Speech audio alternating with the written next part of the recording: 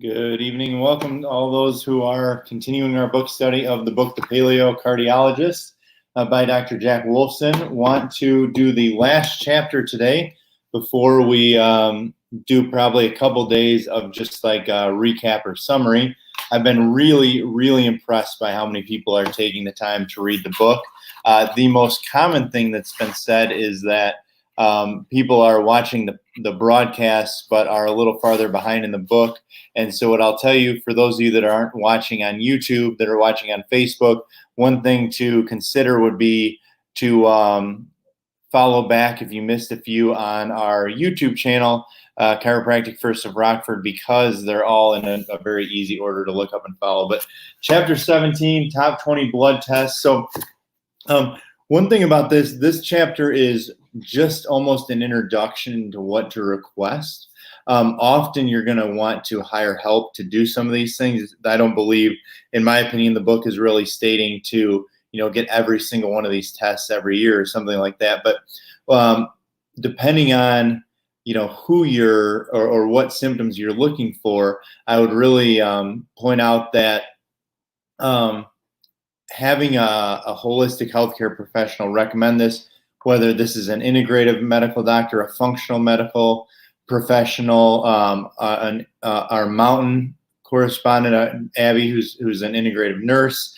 But I wanted to first point out, as it goes through this, when you read about these, you'll find that each one has a specific thing and how they're linked to heart disease, but many other things. But a couple of things I want to point out. So when you look at this top 20 blood tests, some of the ones that you can specifically request from your MD, you can ask them to do an advanced lipid analysis, meaning that they can look at the different, or they can add to the standard tests they're doing in most cases if you have concerns.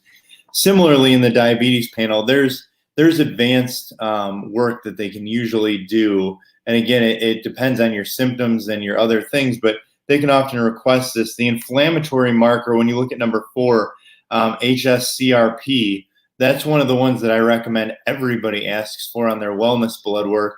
The other thing that I recommend they ask for is vitamin D, and close following that is not always required, but one other thing would be B12. Vitamin D and the C-reactive protein, or CRP, are both that shouldn't cost you anything extra on your yearly blood work. It can also help with knowing how inflamed your body is for the CRP. And if you know your vitamin D number, you can actually dose the vitamin much more efficiently or effectively. Some of these other things like food sensitivity panels, they definitely have benefits, but they wouldn't necessarily be the first thing I would recommend depending on what you're dealing with.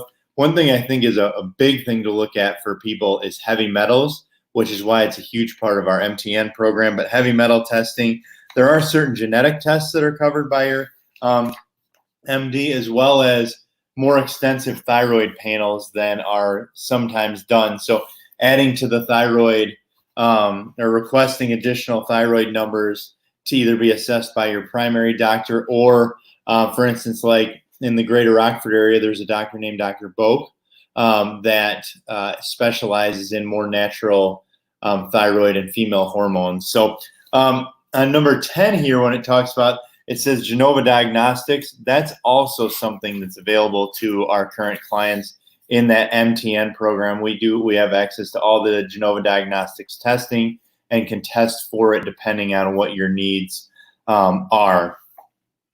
For many of these other ones, it goes through like infections. This was also consistent, if you remember the Max Living book called The Cancer Killers.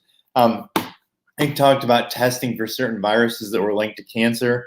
As it says, there's certain things that affect your vitamins, CoQ10, and antioxidant levels.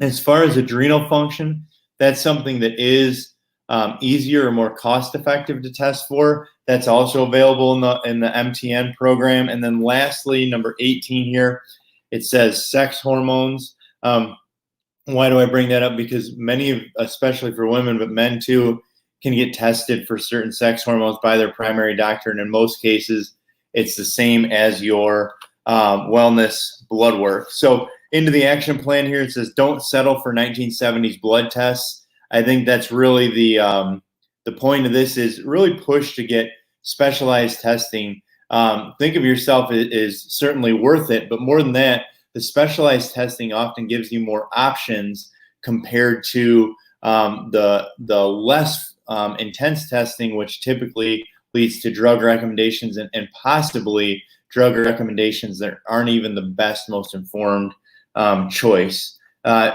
Number 2, it says blood, saliva, and urine and other non-invasive tests provide great information.